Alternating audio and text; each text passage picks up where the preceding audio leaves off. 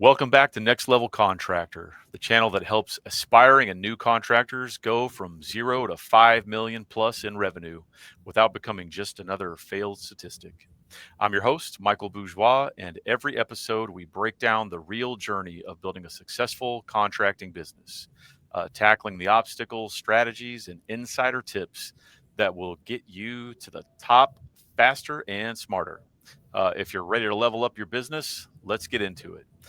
Today, we're welcoming back a guest, and we're going to do a little rapid fire questioning that I hope he's ready for. This is Mr. Noah Davis. Noah is a very successful entrepreneur. I like to call him a serial entrepreneur. He is started and sold. He's bought and sold. He's bought and kept and grown to profitability several businesses.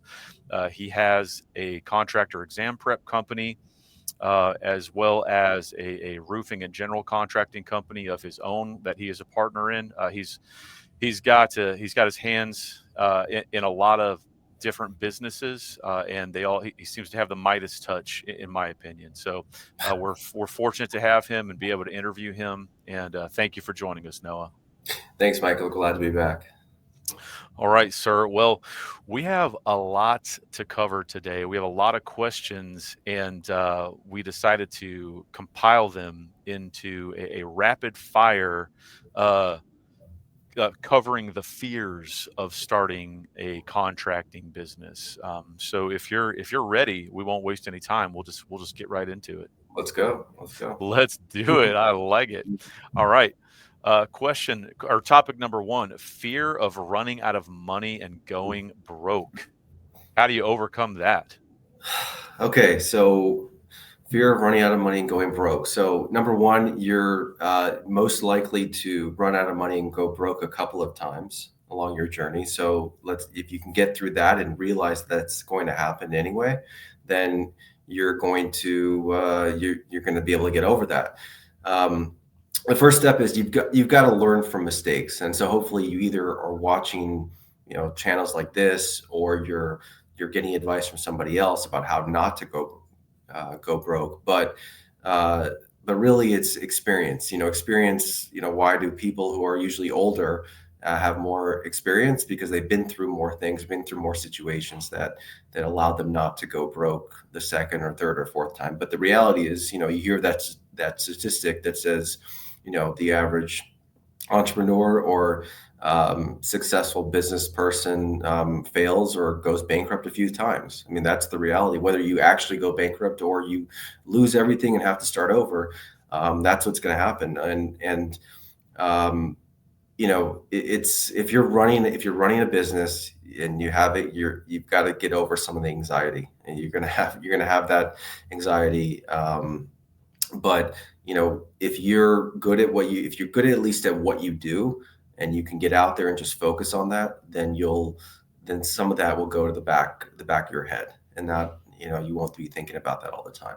Um, So so accept the fact that you're probably going to go broke at least once. Is it yeah, is that and is and that it's correct? and it's not a mark on yourself if you go broke. In fact, find me the entrepreneur or the successful person that tells you they never went broke. I question that.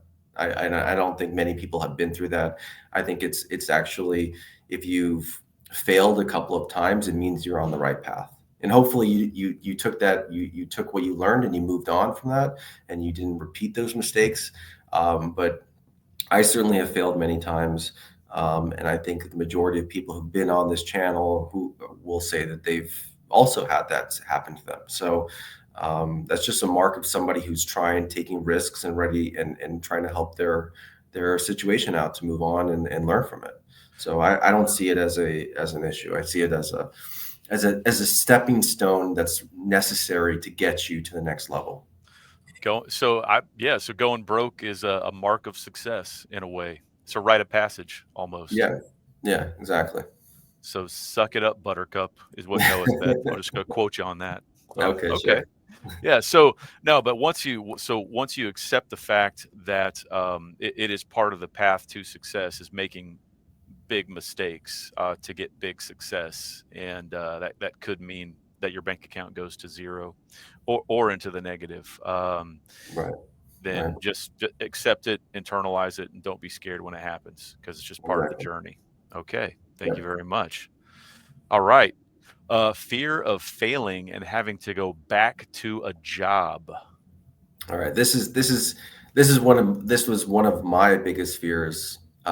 Or for a long time, you failing and then saying, well, now I'm going to have to go work for somebody, and I'm gonna, you enjoy working for yourself, being your own boss, and once you do that, it is very hard to go back. And I think when you're it's actually a challenge in my opinion if you interview somebody who's looking for a job that has been on their own for 10 years, 20 years. And now they say they ran their own business, they did this, and now they're going to go work for someone. That's really, really hard to do.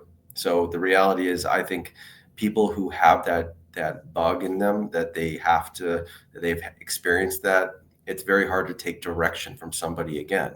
Um, so if you are somebody who has that entrepreneurial mindset, and you've gotten your contractor license, and you're off on your own, number one, they can never, hopefully you don't do anything illegal or anything that they can take away your contractor license. But as long as you pay your dues, you renew and you do everything that you're supposed to do, you have that contractor license tied to you. Usually, I believe in most states, it's tied to the person, not to the company.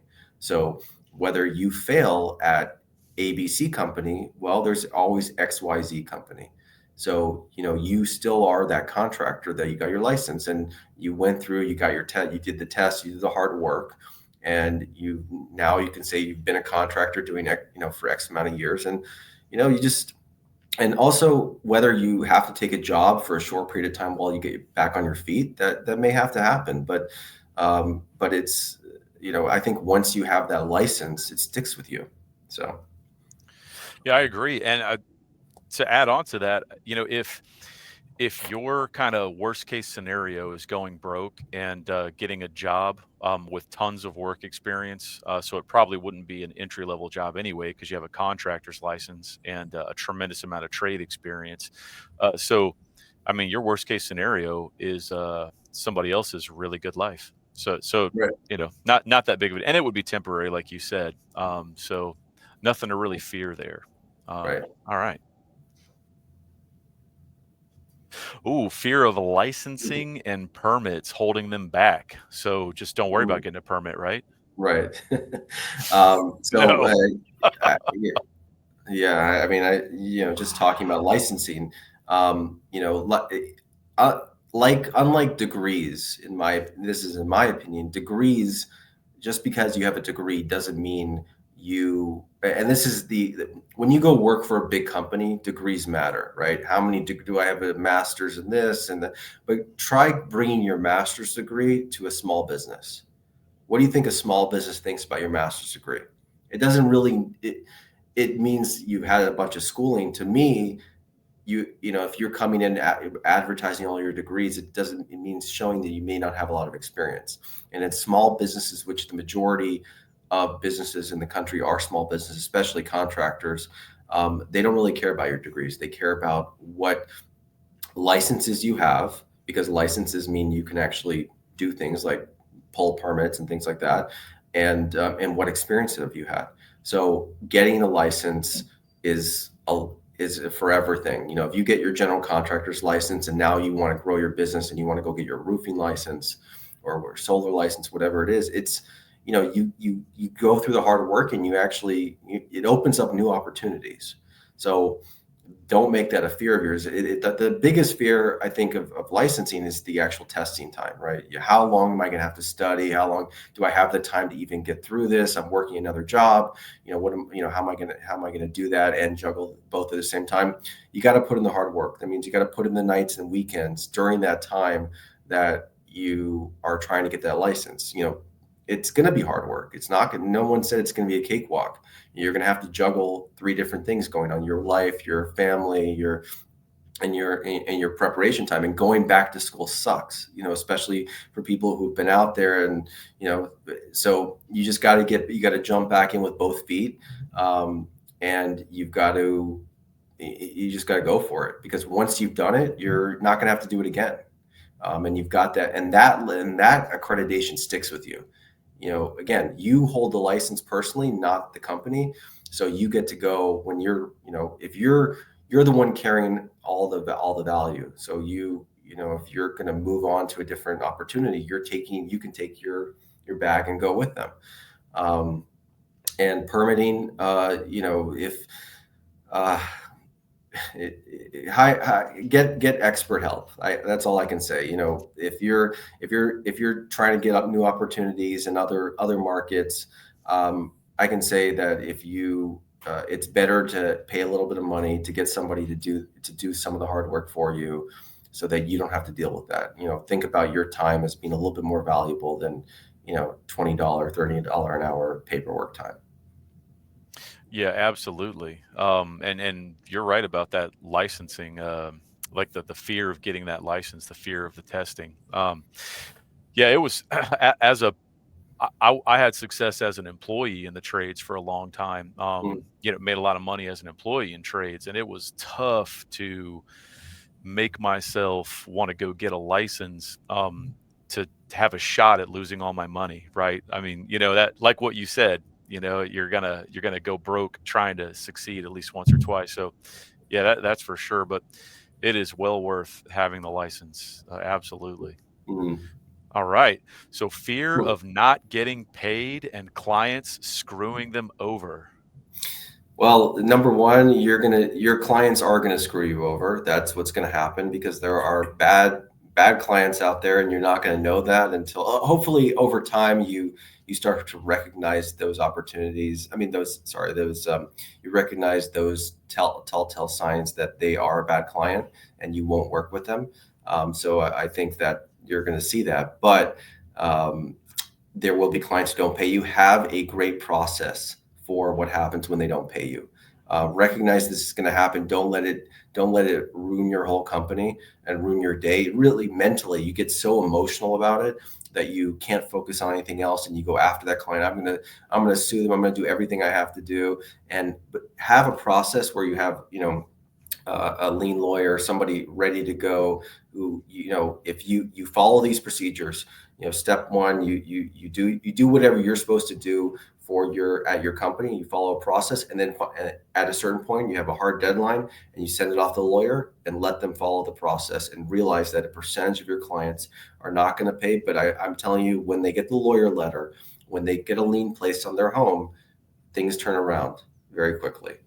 Um, Right. And there's things you can do ahead of time, right? I mean, you pull the permit, you file the notice of commencement to start mhm, work, you file the notice to owner, or correct. send the notice to owner. Do all the things you're supposed to do, right? So that you can have that legal recourse. That's probably pretty important. Yeah, yeah. Do everything you're supposed to do. That's why following a procedure is critical, so that you know that everybody in the company is doing what they're supposed to do, so that when you do file the lien, all the paperwork is there, document everything, and then in the end of the day, you'll get paid. Right. 95 Probably the more worst than thing you could do 95% of the is time. a handshake deal, in my opinion. That's probably the worst thing you could do, right? Get Yeah. everything in writing. Yeah, and then if you start handling cash, expect that either back it up with documentation, receipts, or something like that, because if you're dealing with cash, it's going to be very hard to prove when it comes to, if you want to file a lien that they didn't pay you for something, or it just gets a lot harder. So think about that. Think about documenting everything, no matter what. It pays off in the long run. Absolutely. Um, that's for sure. How about the fear of not knowing how to estimate jobs correctly? That's a big one. Yeah, yeah, and I think a lot of people don't take on jobs that they could be taking on, because they're scared. They've never worked in either that market, that niche, or whatever it is. Start out if that's the first job that you're dealing with in that particular niche, get a sub in there who knows what they're doing, get a partner in on the deal, and just realize that maybe that first deal you're not going to make all the money you think you can make, but at least you're going to have an experienced person in there who's going to estimate it properly, follow them, like have them teach it to you so that the next time you do it, you'll know how to do it. That's what I think people should do, is don't shy away from opportunities, but find subs in markets that are in niches that you're not familiar with, and let them teach you the trade. Let them teach you how to use it. Hopefully they're teaching you a software that is specific for that niche, or how to estimate that. I think a lot of people get very scared on certain commercial jobs on how to estimate properly, and I understand that, because there are whole engineering firms built around estimating, and if specific trades have specific estimators. So, but again, if you find an opportunity, find someone to help you with that opportunity. You don't have to make money in that first job, but think about that first job as a learning experience, and bring in the expert in there to show you and guide you, and eventually you'll take over and be able to do those jobs yourself. So that's how I think you overcome that. That is smart. So basically, partner up with someone that you would use as a subcontractor that has the Yeah. experience. Don't worry so much about the payout you're going to get, and treat it as them making money Mhm. to teach you. Basically, you're not really paying them; the customer's paying them Yeah, to teach you how to bid on the next one. right, and think about Wow. you think about how, there might be a profit split or a don't get insulted when they say, "I'm gonna give you a commission on this, and, that's all I'm gonna be able to give you on this." But ask them, say, "I need to be involved in the process. This was my client. I brought the client there. You may be the one representing the client with your brand, but I wanna be involved in the whole process. I need to see everything that's going on." Little did they know that you're really learning the process while this is happening, and you're seeing, okay, I want to see the estimates. How did you do this? I need to understand this to make sure that my client is not going to get screwed over. But you're really learning the process as this is happening. Wow, that is smart. How about the fear of legal and insurance issues destroying the business? So I think a lot of people, when they're first starting out, actually don't have this fear. I think this fear comes after something happens in either an insurance claim or a legal claim and they weren't protected. Then the fear comes in about what are all the other fears that I didn't think about. And the things that you need to do is you need to have a good lawyer and you need to have a good insurance agent. And if you can have those two and ask for guidance and understand the policies you're getting, understand, and actually don't just, when you find a lawyer, ask for a session or two with them, explain your business, tell the lawyer, this is what I'm doing. And every contractor should have a lawyer that they have. They don't have to have them on retainer, but pay for a few hours of their time, say, this is how I'm running my business, these are the things I'm running to. These are what my contracts look like. Can you look over my contracts and make sure they're all buttoned up and there's nothing that I'm missing? Because you can't think of anything until you've been through the experience. Let the lawyer be on the hook for, making sure that everything is all the I's are dotted and T's crossed. So uh, I think you won't have this fear. I certainly don't have that fear when I know I've explained everything to my lawyer, I've explained everything to my insurance agent, and I've told them everything I'm doing. Do I have all the proper coverages for this? Because the one thing you want out of anything, out of both insurance and legal, is you want defense. You want defense when a claim happens, and the only way to have defense is to have insurance that covers the possibility of litigation. Because I can tell you, the most claims settle. They don't go all the way through trial, or if a bad situation, situation happens, it doesn't. Very few situations go all the way through trial. But when you have insurance behind it, they offer you defense and litigation support, which means they're going to cover the cost of the legal, which is going to be a huge cost. And once the plaintiff or knows that, or the person suing you knows that you've got insurance, both insurance companies talk to each other and they know that there's going to be a settlement. It's just part of the game. And you will sleep a lot better if you get sued knowing that your insurance company is footing the bill. I can tell you, the first time I was ever sued, and you're going to get sued in, if you're not getting sued in business, maybe you're not doing enough, because it's just, you're going to run into bad situations that aren't your fault. You're going to run into bad customers that think that they know better than you, and there are customers who are litigious, right? That's the way they are. But the first time you get sued, it's scary. It's, what's going to happen, and then all your fears go away the second you meet with your insurance defense, your defense team, and everything goes through them, and all the weight is lifted off of you because at the end of the day, the reality is most insurance claims and most things settle for the below the limit amounts. It's really rare that somebody has that case above that, and that's why otherwise you wouldn't have insurance. You would have a higher limits on insurance. But I can tell you one thing: there are a lot of contractors that start out early on, and they try to take under the minimum or under the recommended minimum of insurance. That's a big one. I've seen that happen a lot where contractors, the state legal limits for insurance is very, very low. It might be $100,000 coverage. $100,000 coverage does not get you a lot. It's not very expensive to take a 300, 600 coverage, 300,000 per occurrence, 600 aggregate, or 500,000 million, depending on the trade. So if the insurance agent recommends something to you as a first-time client, I'd listen to them, because you're really you're not thinking I'm going to have a $500,000 claim. What you're really thinking about is that defense that you really need so you can sleep at night. Wise. I've never been sued.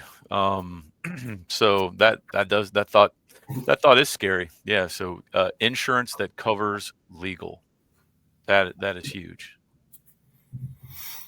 Fear of not getting enough work and struggling for clients. Yeah, Yikes. that's probably a big one. So part of it is going to be, you putting in a little bit of work every week or every month into actually building your brand, so that over time that you have those clients that roll in regardless. When you're starting out, you're going to be doing jobs that are going to be referral. You're going to be trying to do whatever you can to get jobs, and you just have to know you have to dedicate a little bit of time every day or every week into building for the future. Okay, you can't rely on just I'm busy with all my jobs now. I don't have time to even think about marketing or building my brand or building my reviews or my website or my social media or whatever that is. Realize that the times are good now. They may not always be good, right? So you may have run into an opportunity. There was a hurricane, and you're busy now, but what happens when it stops? There's going to be a point in your career where you're going to want more business. So just like you invest in let's say working out every day or whatever to make your body better, you got to put that into your business, so that when times are bad, you're going to be able to rely on your brand doing a little bit of work for you. Got it. So I guess if you're doing a great job and people have only positive things to say about you, or mostly positive things to say about you, then that's probably less of a concern. But Right. still, yeah, that's a fear I'm sure everyone has in every industry. Yeah. Fear of running a business and making costly mistakes. Right. So I think if you were an employee at another company and you're now going to go off on your own, I think this is a fear that many first time contractors will have. That you see the boss, you see that your boss where you're working at now, you see all the headaches and the sleepless nights they have, and oh my God, I'm going to have to deal with all this, and I'm going to have to support my family and support employees and things like that. Well, hopefully you learned while you watch them write down the things that you saw you didn't like that they did, so that you don't repeat that. That can be helpful, but you're going to have to get over the fear very quickly of running a business. You're going to want to be you're just going to want to keep yourself busy. If you keep yourself busy, you won't be thinking about these things. You're going to make mistakes. That's the reality. Have mentors, spend time educating yourself, watch channels, watch places like this to get feedback on how not to make mistakes over and over again. Have advice from your legal, from your insurance, from your accountant, or whoever's doing that, and get help from specialists along the way. Get help from don't waste your time pulling permits yourself if you don't know what you're doing. Don't do your own application if you're getting a license. Get help from people a reasonable price so that you can do the things that you know, which is the trade, right? Let some of the business aspects of things be handled by other people. Be willing to pay for that. Again, learn while they're doing it. So if you want to learn how to do it while they're doing it, that's fine. But pay for that a little bit so that you're not going to make these costly mistakes early on. Pay someone that knows what they're doing Yeah. is cheaper than making the mistake yourself. Yeah. That's sound advice. Mm. Fear of competition and bigger companies taking all the work.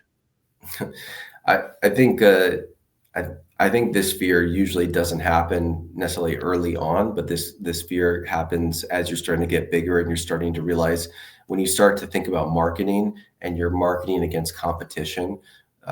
You're doing advertising, you're looking at all the money being spent by other companies, and you're saying, "Oh my God, how am I going to compete with these companies who have 25 trucks?" And their market, look at their marketing budget, look at their team behind them. They've got this amazing team. Um, well, one of your advantages of being small is being small, right? They're not going to be able to. So if you're small and that's one of your fears, you do have an advantage that you have the time and the small enough team to give personal attention to every client, which is going to go a lot longer, a lot farther than a big corporation who can't really do that. Big corporations have to rely on great employees, and there are always chinks in the armor. As you get bigger and bigger and bigger, it's really hard unless certain companies have a process that is great and they can train their employees properly. But I think when you're early on, um, you have an advantage because you're able to be nimble, you're able to pay really close attention to clients, you're able to discount remember, if you the owner are going to do the estimate up against another employee from a company, you're an owner, you know exactly what your margins are, you know exactly how to cut down to a cost that might make sense for you to beat that other employee. Once you start having employees, they have to stick to a process. So when you're early on, I wouldn't be scared of competition early on. And the other thing I've learned is there's enough work for everybody. I mean, people say that all the time, but the reality is there really is enough work for everybody. And if you are innovative and if you're a hard worker, even in tough times, you can go and grow your business. I've seen that happen. I've done it myself, and I don't. Whenever I hear the excuse, the economy's not great, or it doesn't mean you can't grow your business. People grow their businesses when economies are terrible. Um, I think that's when there's opportunity because other people are think about the bigger companies have to lay off people because they can't afford to keep that is an issue once you get bigger. But when you're smaller, you got to move. That's your opportunity to do things that bigger companies can't do. Yeah, I've heard of so many small business contractors. They say they're so busy that they have to raise their prices to reduce the amount of work that they have. All I've heard right. that a lot. So, yeah, so fear of Mhm. competition and bigger companies taking all the work is probably that's one of those imaginary fears, right? Exactly. Right. Just kind of exists in your mind. Yeah. Mhm. All right. So, fear of hiring the wrong people and ruining their business or your business. Right. But this you don't realize until you have a bad employee, a really bad employee. This you won't have this fear until then. You'll hire people and you think everybody has the same mindset. If you're a really hardworking person and you hire a lazy person, you start to realize that you can hire the wrong people very quickly. It takes a long time, a really, really long time to learn how to hire right. I think it does. And there are lots of methods around it. There are tests you can do, when you're doing interviews to see some of these things. But I've interviewed people that I thought would have been the dream employees, and after a week, you realize quickly that they're not. All I can say is that there is the motto: you hire slow, fire fast. It you need to you need to try to stick to that. You need to take the emotion out of it. If you see somebody not working, uh, you need to get rid of them. Don't let them ruin your company because they can become a cancer and affect not only what they're doing but the rest of the employees in the company because they can start putting things in their heads. Oh, don't listen to the boss. He doesn't know what he's doing. I have lots of experience. That's the worst when you get someone who has 30 years of experience and they come to your company and they say, "Oh, this guy's only been doing it for 2 years. He doesn't know what he's talking about." Well, you can do those Yeah. people have been working for someone else for 30 years. They didn't take the risk. They don't know what it's like to be in your shoes. Right, they You don't. Yeah. yeah. So Yeah, they may be coming from some huge company that had all these processes in place and mhm, had, $1 billion backing them, and then mhm, they come into your small company and, start talking trash. Yeah, I've okay, seen it. yeah, I've seen it. yeah, Coming from a huge company to a small company, and, it's impossible to match the level of organization of some huge corporation. So, yeah, right, I know exactly what you're talking the type of person you're talking about mhm, there. right. All right. Well, how about fear of chasing payments and dealing with late clients? So we kind of talked a little bit about this about not getting screwed over. I think it, you need to have a process in place, and you need to um, not be scared to ask for a deposit, and not be scared to have a strict rules that you will not start work until you get a certain percentage of the job up front. I don't understand why people don't take money up front, or they take too little up front. You're fronting material costs, you're fronting labor costs. You have a lot of risk on the line. You're taking time away from doing another job. So take enough money up front that the customer has enough skin in the game. That's part of it, and to see that they can come through with it. If you see that they are struggling to make payments and they're paying you, they have to pay you with 10 different credit cards. Think about that, and have a very strict process about when the next payment is collected. So collect multiple payments throughout the process. Usually, try to, on a typical residential job, you want to try to get between 30 and 50% up front, and take progress payments, and leave very little at the end. Leave 10 to 20% for the very end. And that's where, yeah, if you have those issues, you'll have to have a process for that and get your lawyer involved. But hopefully, if you collected enough of it, you're and then you'll be in a good spot. And customers understand that you're running a business. Um, don't be scared to ask for the money, and have a process that you stick to. Right? Don't make exceptions for certain people. So that's what I Uh, think. have you ever had to turn anybody over to a debt collection agency? Sure. I mean, that's what you hire a lawyer for. They write you do there is in every state it's a little bit different, but you got to do the lien process. Then just because you file a lien doesn't mean you're going to get paid. It's just there's a process Yeah, for everything. until they sell their house, right? What do they care? Well, Yeah, people do get really upset about that. You don't want that. they do. You want, yeah. That So that they do. Yeah, a lot of yeah, people do. yeah, exactly. Um, but yeah, there's not like until they actually go to sell their house or borrow against it. Yeah, there's nothing physically motivating them other than just being upset about the lien. Right. Yeah. All right. So, fear of getting stuck in low-paying bad jobs. Oof. Yeah. Well, if you have to take the bad jobs, you have to take the bad jobs or the low paying jobs. But hopefully you get to a point where you're not where you have an option to choose. Don't sacrifice on your profitability per job. So set your margins of where you want to be, and don't go under that. If you have the ability to turn down jobs, and the customers finagling you, and you're negotiating against other companies who are willing to go well under a certain, think about in roofing. If the, every but things priced per square, right? So if other companies are pricing per square at one price, and you're like, how are they doing that? Let them do that. Just move on. Some of these people, they're going to get burned on something if they're doing it, the wrong way. So don't be willing to sacrifice your you know what your standards are, right? Right. So, to overcome the fear of getting stuck in low-paying bad jobs is, don't get stuck in low-paying bad jobs, right? Right. Yeah, have that. Yeah, exactly. Or, I mean, if it Yeah, happens once, right, hopefully it'll be the last time you learn from it and don't do it again, I right. suppose. Um, Got it. Well, all right. that's our That's our rapid fire fear of list. Noah, thank you. I think you did great. Yeah, you handle those like a champ. So Thank clearly you you. have a lot of experience with all these topics, actually. So um, we appreciate you being here.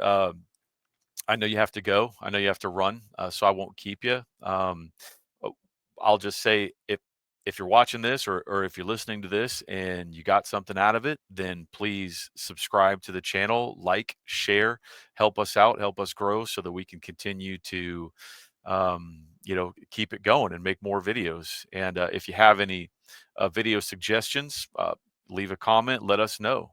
Just let us know what you think, and we'd love to hear from you. And thank you very much, Noah, and we hope to have you on again sometime.